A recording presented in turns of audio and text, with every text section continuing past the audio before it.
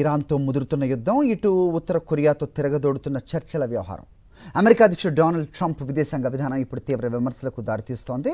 అటు అణు సామర్థ్యం కలిగిన ఉత్తర కొరియా అధినేత కిమ్ జోంగ్ ఉన్తో సంబంధాలను పునరుద్ధరించేందుకు ట్రంప్ అడుగులు వేస్తుంటే, మరోవైపు మిత్ర దేశమైన సౌత్ కొరియాపై నిందలు వేయటం సంచలనం రేపుతోంది.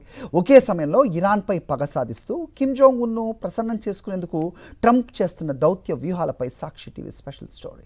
ఉత్తర కొరియా వద్ద ప్రస్తుతం దాదాపు 60 అణ్వాయుధాలతో పాటు అమెరికా భూభాగాన్ని తాకగల క్షిపణులు ఉన్నాయి. ట్రంప్ తన మొదటి దఫా పాలనలో కిమ్తో 3 సార్లు ముఖాముఖి సమావేశమైనప్పటికీ ఆ దేశ అణు కార్యక్రమాన్ని ఆపలేకపోయారు. ఇప్పుడు ఇరాన్తో యుద్ధంలో చిక్కుకున్న ట్రంప్ మళ్లీ ఉత్తర కొరియా వైపు దృష్టి సారించారు.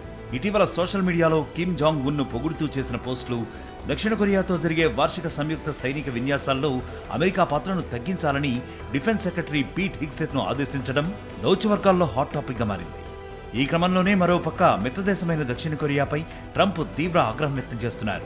ఇరాన్పై జరుగుతున్న యుద్ధంలో దక్షిణ కొరియా తనకు మద్దతుగా నిలవకపోవడం, అమెరికాలో ప్రకటించిన $350 బిలియన్ పెట్టుబడుల విషయంలో దక్షిణ కొరియా ఆలస్యం చేయడంపై ఆయన అసంతృప్తిగా ఉన్నారు.